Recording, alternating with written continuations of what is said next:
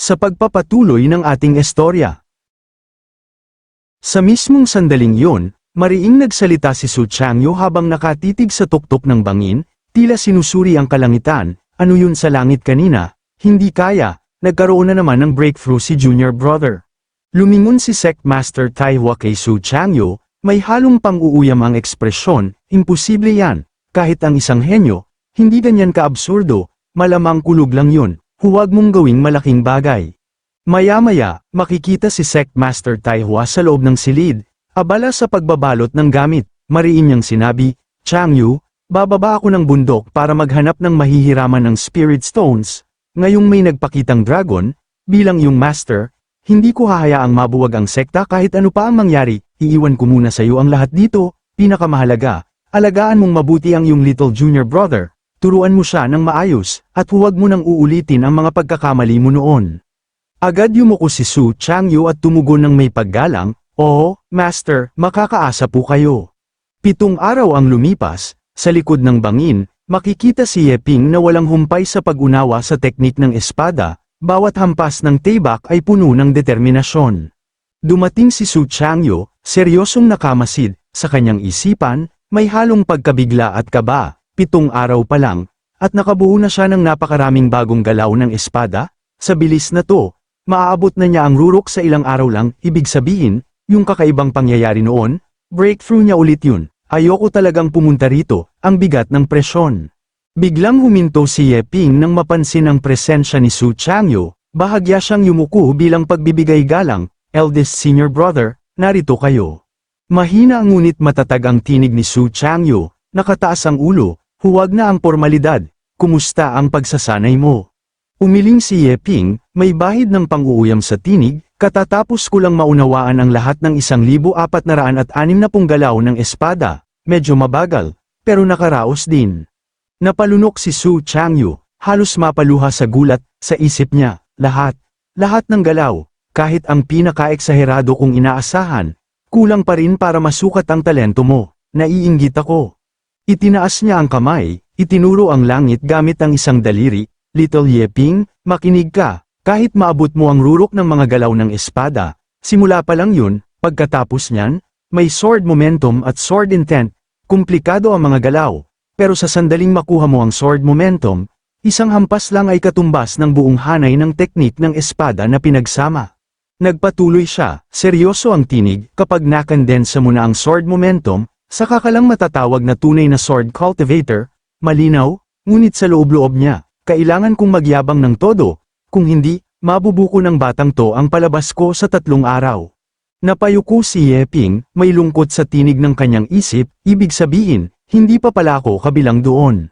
Bigla siyang tila may naalala at nagsabi, oo nga pala, senior brother, anong realm na ang naabot mo ngayon? Bago pa man sumagot, bahagyang ngumiti si Su Changyu at nagpakita ng isang pangmalakasang pose na parabang ipinapakita ang kanyang walang kapantay na galing, para sa isang walang talento gaya ko. Ang iyong senior brother, saka ko palang narating ang unang antas ng alamat na Supreme Sword Path, Infinite Sword Intent, wika niya nang may kumpiyansa, sa loob-loob niya. Halos matawa siya sa sarili, oh ho ho, ang sarap magyabang. Napanganga si Ye Ping, kumikislap ang mga mata sa paghanga, sa kanyang isip, wow, Sword Intent, Infinite Sword Intent, sa pangalan pa lang, nakakatindig balahibo na, gaya ng inaasahan mula kay eldest senior brother, isang tunay na nakatagong master. Susundan ko siya habang buhay. Nagpatuloy si Su Changyu, may halong yabang sa tinig, kapag nakabisado mo na ang sword momentum, papasok ka sa Supreme Realm, may 3 antas ito, at ang una ay ang Infinite Sword Intent. Huwag mo itong maliitin dahil una lang ito, kapag narating mo to, ikaw na ang numero 1 sa buong 10 kaharian. Ang lakas, bulong ni Ye Ping, puno ng paghanga, ngunit bigla siyang namula, pinagpawisan, at sa isip ay napabulalas. Teka, ibig bang sabihin, si eldest senior brother ay numero 1 na sa 10 kaharian ngayon? Alam kong master siya, pero hindi ko akalaing ganito siya kadakila. Napatingala siya, puno ng pag-asa, kung matuto ako sa kanya, baka maging pangalawa akong pinakamalakas sa 10 kaharian. Tagumpay na to, ako, si Ye Ping, hindi nakalang darating ang araw na to, pati mga ninuno ko, siguradong nagbubunyi. Masayang yumuko si Yeping at buong puso'y nangako gagawin ko ang lahat para sundan ang yapak ni Senior Brother at marating ang Infinite Sword Intent sa aking buhay. Kapag nagtagumpay ako, hinding-hindi ko malilimutan ang kabutihan mo. Napailing si Su Changyu, may bahid ng sarcasmo sa mukha, at sa isip ay nagngit-ngit, huwag mo nang sabihin, lalo lang akong naiinggit. Sa puntong yun, tumingala si Yeping sa langit, may mahina akong ngiti, parang panaginip lang, ilang araw lang ang nakalipas. Isa lang akong karaniwang tao na naghahanap buhay, pero ngayon, nasa isang sekta na ako at natututo ng mga teknik ng espada. Habang papalubog ang araw, marahan niyang binigkas, tunay ngang ang ulap sa dapit hapon ay bumabalot sa Qingyan Peak, at ang Heng Mountains ay kumikislap sa pulang liwanag. Nais kong matutunan ang cultivation arts ng Qingzhou, upang malasap ang ulap sa umaga at sakyan ang hangin ng kalangitan. Samantala, si Su Changyu ay nakatingin din sa papalubog na araw, kalmado ang ekspresyon, maya-maya, mariin niyang tinanong, narinig ko sa Sectmaster na isa kang iskolar bago ka umakyat sa bundok. Agad lumingon si Yeping at mahina kong sumagot, siguro kalahati lang, hindi ko naipasa ang Imperial Examinations, mahilig lang talaga ako sa pagbabasa at sining ng pagpipinta. Sa narinig, ngumiti si Su Changyu at mariing sinabi, kung ganun, iguhit mo ako ng isang obra, para sa iyong senior brother. Sa isip niya, may matinding tuwa, kapag sumikat si Little Yeping balang araw, magiging pinakamalupit na yabang to, isipin mo, ang numero 1 sword cultivator ng Jin Kingdom, gumuhit para sa akin, kaiinggitan ako ng lahat, ang talino ko talaga. Samantala, itinuro ni Yeping ang sarili, bahagyang nag-aatubili habang nagsabi, isang painting? Sige, ayos lang. Sa loob-loob niya, may kaba, sana hindi magdamdam si senior brother kung hindi maganda ang pagkakagawa. Dito, sumilip ang alaala ng kanyang nakaraang buhay, isang kwento ng kabataan at kabiguan. Noon, sumali si Yeping sa isang painting club para lang masundan ang babaeng matagal na niyang iniibig. 3 taon siyang nagsanay ng husto, hanggang sa natutunan na niya ang sining ng pagpipinta, pero sa huli, iniwan din siya ng babae para sa isang mayamang anak ng kilalang pamilya, at doon niya natutunan ang mapait na aral. Kahit marunong ka ng magpinta, hindi nito mailigtas ang puso mong nag-iisa. Makalipas ang isang oras, nakatayo si Su Changyu, nakatingin sa direksyon ni Yeping na ngayon ay nakaupo na. May hawak na papel at handang magpinta. Sa isip ni Su Changyu, may bahid ng paghanga, ang batang to, gwapo rin pala kapag seryoso, may hawig sa alindog ko. At doon, nagsimula si Yeping, banayad ang kilos, mahinahon ang ekspresyon, parang isang bihasang pintor na sanay sa bawat hagod ng brush. Nang matapos, bahagya siyang umiti, may halong hiya, senior brother, tapos na ang painting, iniabot niya ito, sabay dagdag, pasensya na kung hindi maganda ang pagkakagawa, agad kinuha ni Su Changyu ang obra, mabilis na tiningnan, huwag kang mag-alala, hayaan mong hanggan ko muna, wika niya, ngunit pagdakay nanlaki ang kanyang mga mata, at halos mapabulalas, ang painting na ito. Dito, napatitig si Su Changyu sa isang obra, ang kanyang sariling larawan na pininta ni Yeping, nakatayo siya roon sa papel, marangal at payapa ang ekspresyon, nakaharap sa papalubog na araw habang dinadama ang malamig na simoy ng hangin. Kasabay nito, mariing inilalarawan ni Su Changyu ang bawat detalye ng painting, sa larawan, tinatakpan ng ulap sa dapit hapon ang kalangitan, ang Qingyan Mountain Range ay tila paraiso sa lupa, panang buhay ang mga bulaklak at puno. Lalo na sa ilang bahagi, parang mas totoo pa kaysa sa tunay. Patuloy niyang sambit habang tinutukoy ang kanyang mukha sa obra, pero ang pinakakaakit-akit dito ay ako sa portrait, kahit side profile lang, ramdam ang matalim at makapangyarihang aura ng isang sword immortal, parang handa na akong tumalon palabas ng painting, at suntukin sa dibdib ang sinumang tumitig dito. Matapos ang masusing pagsusuri, mariin niyang winika na may kalmadong tinig, hindi masama ang painting na ito, hindi ko talaga kayang pintasan, at may dagdag pa siyang biro, kung may kulang man, iyon ay hindi nito lubos na naipakita ang kagwapuhan ng nakatatandang kapatid mo, hindi kasalanan ng iyong galing, kundi dahil sobra lang talagang gwapo ang kuya mo. Napangiti ng malaki si Yeping at masayang sumagot, salamat, senior brother, sa papuri, matagal ko nang gustong magpasalamat sa iyong paggabay, maliit na alay lang ito ng aking pasasalamat. Habang isasara na sana ni Su Changyu ang painting, napahinto siya nang may mapansin sa gilid, ang pirma ni Yeping, Qinglian Jushi, bahagya siyang ngumisi at sa isip ay bamulong, aba, marunong ka ring magpasikat, pati titulo iniimbento mo para sa sarili mo. Ngunit biglang dumagundong sa kanyang isipan ang isang malakas na tinig, si Sect Master Taiho, Changyu, nakaisip na ang iyong master ng paraan para mailigtas ang sect, dali, pumunta ka. Napailing si Su Changyu sa gulat, boses ni master ito, bulong niya sa sarili, nakaisip ng paraan, sa dami ng pilak na kailangan, anong solusyon pa kaya ang meron? Agad siyang nagpasya na puntahan si Sect Master Taihua, bago umalis, mariin niyang sinabi kay Yep-ing, kukuhanin ko na ang painting, salamat. Kalma lang na tugon ni Yep-ing, salamat, senior brother, maliit na bagay lang ito.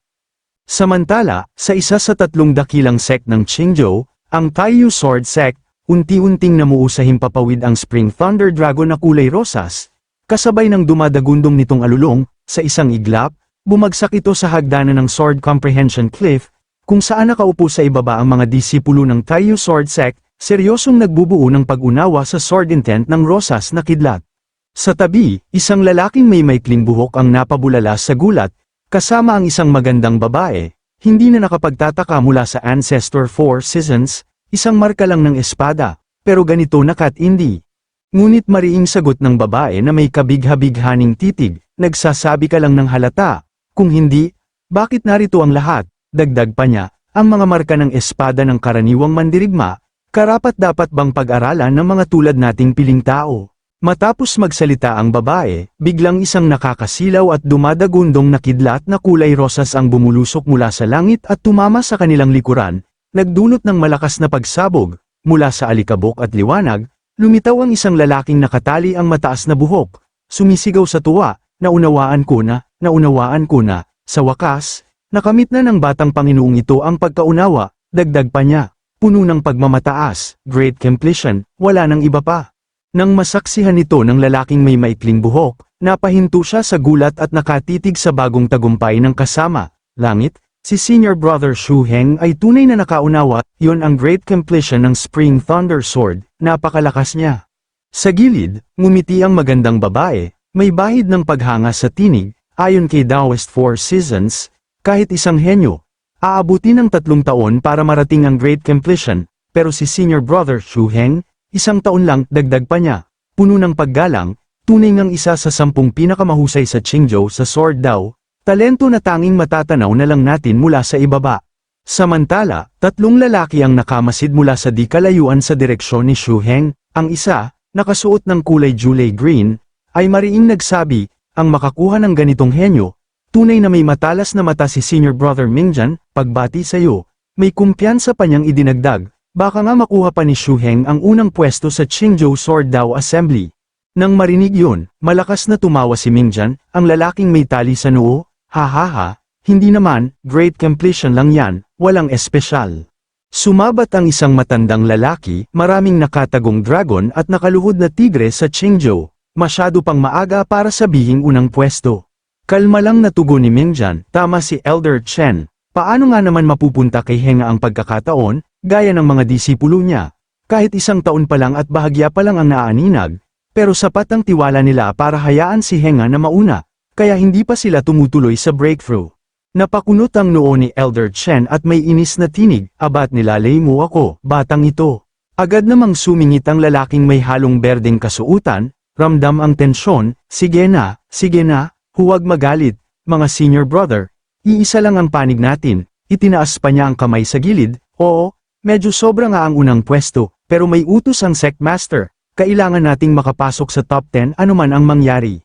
Nang marinig ito, biglang naging seryoso sina Mingjan at ang matanda, sabay silang nagtanong, puno ng pagtataka, oh, bakit? May kumpiyansang sagot ang lalaking may halong berde sa kasuutan, kakagaling lang ninyo sa seclusion kaya baka hindi ninyo alam. Sa pagkakataong ito, ang makakapasok sa top 10, makakakuha ng Taizuan Sword Pagoda Token. Sa narinig, nanlaki ang mga mata ni Mingjan at Elder Chen, tila biglang nabago ang ihip ng hangin sa kanilang paligid. Patuloy ang lalaki sa kanyang pagsasalaysay habang makikita ang nag-aapoy, mataas at matayog na pagoda, ang ibig sabihin ng pagpasok sa Taizuan Sword Pagoda at paghamon sa bawat antas nito. Sigurado akong hindi ko na kailangang ipaliwanag pa sa iyo, junior brother.